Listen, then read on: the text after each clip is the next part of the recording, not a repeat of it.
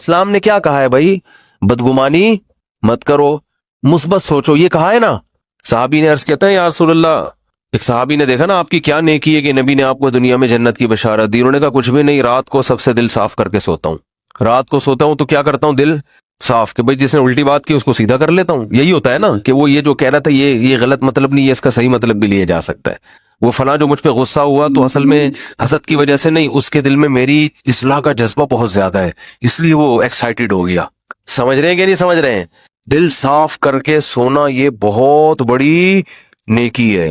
تو وہ کتنا زبردست لفظ تبلیغ والے بولتے ہیں، پازیٹو کوشش کرتے ہیں نا۔ آپ سوچو کہ بھائی بڑے کا ادب اس لیے کیا جائے کہ اس کی نیکیاں آپ سے زیادہ ہیں، اس کی زندگی زیادہ ہے تو اس کو زیادہ نیکیوں کا ٹائم ملا ہے، تو غالب یہی ہے کہ نیکیاں اس نے آپ سے زیادہ کی ہوں گی۔ چھوٹے پہ شفقت یہ سوچ کے کی جائے کہ اس کے گناہ آپ سے کم ہے۔ کیا ہٹو بچوں مثال ہے یا نہیں بھائی؟ وہ ہم پتہ کیا کہہ رہے ہوتے ہیں، یہ چھوٹا ہے اس کو کیا پتا، میری نمازیں بھی اس سے زیادہ، میری زکاتیں بھی اس سے زیادہ، یہ تو بھی بچہ ہے کل کا، ابھی تو اس نے کوئی قربانی دی نہیں ہے، میں نے ماں باپ کی خدمت بھی اس سے زیادہ کی۔ اور بڑے کے بارے میں سوچتے ہیں کہ جو بدماشیاں میں کر رہا ہوں وہ اس نے مجھ سے زیادہ ہی کی ہوں گی، ٹھیک ہے نا؟ جو برائیاں مجھ میں ہیں، اس کی عمر 10 سال بڑی ہے تو 10 سال اس کے گناہ مجھ سے زیادہ ہیں۔ تو عقل کے لحاظ سے تو بات ٹھیک ہے، لیکن جب یہ ٹھیک ہے تو وہ بھی تو ٹھیک ہے نا کہ نیکیاں زیادہ کی ہوں گی اس نے۔ تو اسلام کہتا ہے کہ دوسروں کے معاملات میں آپ نے کیا سوچنا ہے، پازیٹو، اس کی نیکیوں کی طرف توجہ اور اپنی خامیوں کی طرف توجہ، کہ میری برائیاں اس کی برائیوں سے زیادہ ہیں اور اس کی نیکیاں میری نیکیوں سے زیادہ ہیں۔ اس کا پتہ ہے فائدہ کیا ہوتا ہے؟ انسان ٹینشن لیس ہو جاتا ہے، ورنہ چڑھتا رہتا ہے بلا وجہ نا۔ آدھے مسئلے تو اسی وجہ سے پیدا ہو رہے ہیں، لوگوں سے نفرت کی وجہ سے، یہ اتنا برا، یہ اتنا برا، یہ ایسا کیوں، یہ ویسا کیوں، اسی سے ٹینشن میں آ رہا ہوتا ہے۔ تو اپنے آپ کو اتنا نیک سمجھنے کی ضرورت ہے ہی نہیں۔ کہتے ہیں کہ عزت ایسی چیز ہے جس کے حصول کی کوشش جس نے کی ہے نا اس کو نہیں ملی کبھی بھی، جس نے کوشش نہیں کی اس کو بہت مل جاتی ہے۔ تو ایک طریقہ تو یہ بتایا گیا کہ سوچو کیا، پازیٹو۔ دوسرا طریقہ بتایا کہ اپنے سے کمتر کو دیکھو، کہ جو آپ کو پیسے نہیں ہیں آپ کے پاس تو ان لوگوں کو دیکھو جن کے پاس اتنے بھی نہیں ہیں۔ ایک صاحب کا فون آیا، 5 سال سے بے روزگار ہوں، گھر میں بھی صلواتیں ہیں، باہر بھی صلواتیں ہیں، ٹینشن میں۔ میں نے کہا بھائی جان گھر تو ہے نا، چلو صلواتیں سننے کو مل رہی ہیں لیکن گھر والوں نے نکالا تو نہیں نا، چھت تو ہے نا۔ یہ جو فٹ پاتھوں پہ پڑے ہوئے ہیں نا، ان کے پاس رات گزارنے کے لیے چھت میسر نہیں ہے۔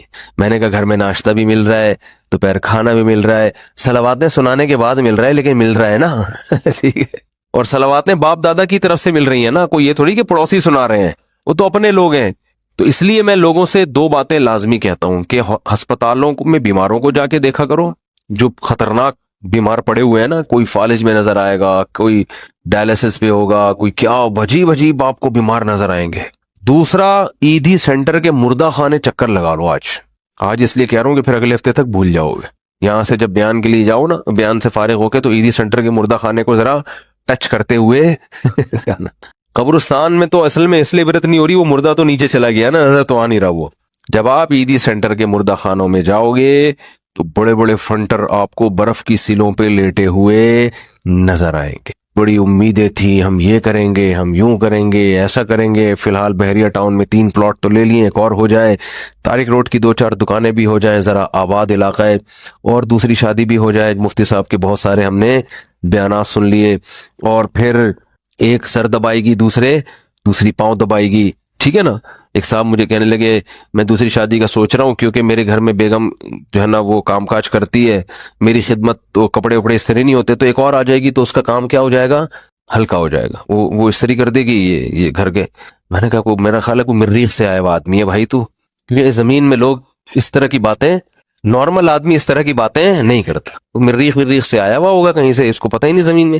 میں نے کہا تو کر کے تو دیکھ کہہ رہے ایک روٹی پکائے گی، دوسری سالن پکائے گی۔ میں نے کہا ایک روٹی سے، جس بیلن سے روٹی پکاتی ہے نا، ایک اس بیلن سے تیرا سر دھونے گی، اور دوسری جس چمچے سے کھانا پکاتی ہے اس چمچے سے وہ چمچہ تیرے سر پہ چلائے گی۔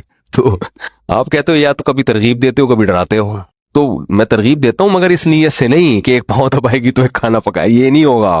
ہو سکتا ہے دونوں کو ہوٹل سے کھلانا پڑے لا کے، کہ تم چپ کر کے بیٹھ جاؤ, لڑو نہیں, خدا کا واسطہ, کھانا میں پکاؤں گا. تو یہ سب چیزیں یہ سوچ کے کرنے کا کہتا ہوں میں.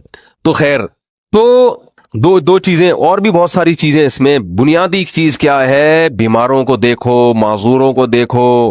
میں ایک واقعہ سنایا میں نے پچھلے ہفتے, پتہ نہیں یاد نہیں مجھے سنایا یا نہیں سنایا. ابھی میں سفر تھا میرا اسلام آباد میں, تو وہاں ہمارے ایک جاننے والے ملے.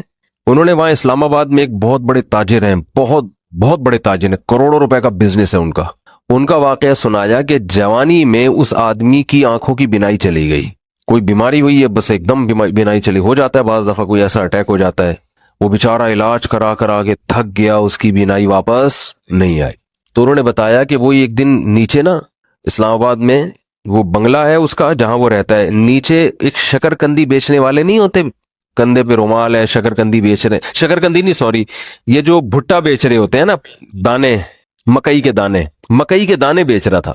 کہہ رہے ہیں اس نے اپنے دوست سے کہا, اس مکئی کے جو دانے بیچ رہا ہے نا, آواز آئی نا وہ اس کی, تو اس کو جا کے بولو کہ یہ جب ان اسلام آباد کے بنگلوں میں گھومتا ہوگا احساس کمتری کا شکار ہوتا ہوگا کہ یار میری ایک ریڑی, مکئی کے دانے, اور میں کیا کتنی ایک اس پہ 5 روپے بچا لیتا ہوگا زیادہ سے زیادہ ہے بھائی.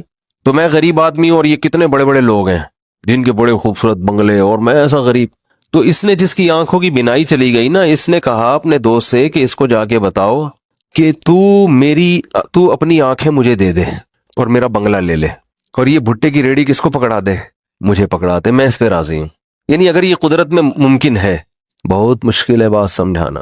یعنی اس کو بتایا کہ اس کو سبق دلاؤ کہ احساس کمتری کا شکار ہونے کی تجھے ضرورت نہیں ہے, تو مجھ سے زیادہ مالدار ہے, میں اپنی پوری دولت بیچنے کے لیے تیار ہوں اگر مجھے کہیں سے بینائی میری واپس لوٹ آئے.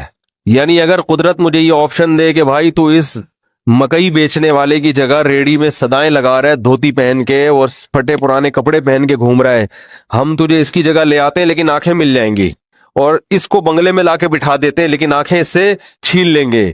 تو سیٹھ نے کہا کہ اس کو بولو کہ میں اس پہ راضی ہوں لیکن تو اس پہ راضی نہیں ہوگا, تو اس لیے اللہ نے تجھے مجھ سے زیادہ نعمتیں دی ہیں. تو بھائی شکر کرنا سیکھو اللہ کے بندو. آج ناشکری بہت ہو رہی ہے. ہمارے حضرت مفتی رشید احمد صاحب رحمہ اللہ تعالی, بہت دفعہ یہ واقعہ سنا ہے, بس مختصر بتاؤں گا. 60 سال کی عمر تک انتہائی غربت میں وقت گزارا انہوں نے, انتہائی غربت, اور دارالعلوم کورنگی کے شیخ الحدیث تھے, جو سب سے بڑا عہدہ ہوتا ہے. یہ جو لوگ آج مولویوں کو صبح و شام برا بلا کہتے ہیں نا, ان اکابر نے, ان مولویوں نے اس طرح پیٹ کاٹ کے دین کو بچایا ہے.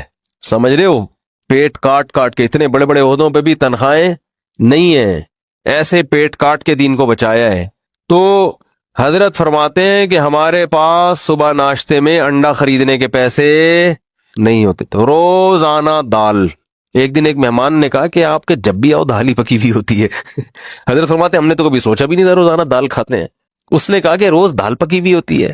تو حضرت نے فرمایا, میں نے کہا حلال اتنا ہی ملتا ہے. حلال کیا ہے, اتنا ہی ملتا ہے. تو حضرت فرماتے ہیں اس کے بتانے سے ہمیں خیال آیا کہ واقعی ہم اتنے دنوں سے دال کھا رہے ہیں. آپ کہہ سکتے ہیں وہ غریب گھر میں پیدا ہوئے ہوں گے, ایسا نہیں ہے. ہمارے حضرت انڈیا کا جو پنجاب ہے نا, لدھیانہ, اس کے جو چودھری گھرانہ ہوتا ہے نا, بڑے وڈیرے, ان گھروں میں پیدا ہوئے تھے. والد صاحب ٹھیک ٹھاک مالدار تھے. گاؤں کے جو ہوتے ہیں نا بڑے وڈیرے, مدرسے میں آنے کے بعد کیا ہو گئے, کیونکہ مدرسے میں تو کوئی سورس آف انکم ہی نہیں, اتنی چھوٹی چھوٹی تنخواہیں مدرسے. اب تو پھر بھی تھوڑی سی بہتر ہوئی ہے, ورنہ ابھی بھی مدرسے کے ٹیچروں کی تنخواہیں بیچاروں کی ایسے ہی ہوتی ہے. اس لیے مدرسے کے علماء کے ساتھ تعاون کیا کریں. سمجھ رہے ہو کہ نہیں سمجھ رہے؟ لوگ دیکھتے ہیں بعض علماء کو بڑے لینڈ کروزر, یہ وہ, ان کو دیکھ کے لوگوں کو دھوکا آتا ہے. وہ سمجھتے ہیں سارے ایسے ہی ہوتے ہوں گے, ضرور تھوڑی سارے, وہ تو بیچارے چندے کو اللہ مال دے دیتا ہے, بیچارے زیادہ تر تو غریب ہی ہوتے ہیں اور مانگتے نہیں کسی سے. تو یہ عوام کی ذمہ داری ہے کہ وہ ان کے ساتھ تعاون کرے تاکہ وہ دین کے کام دل جمی کے ساتھ کر سکیں, لیکن وہ مانگتے نہیں کسی سے. اور جو مانگ رہے ہوتے ہیں وہ صحیح, وہ عالم جو بھیک مانگ رہے ہوتے ہیں نا لوگوں سے کبھی, اس سے وہ پھر وہ عالم نہیں ہوگا, اس کی تحقیق کرو. تو ہمارے دینی مدارس میں بہت سے علماء ہیں بیچارے دن رات تدریس میں لگے ہوئے ہیں, کبھی کسی کے سامنے اپنی حاجت پیش نہیں کرتے.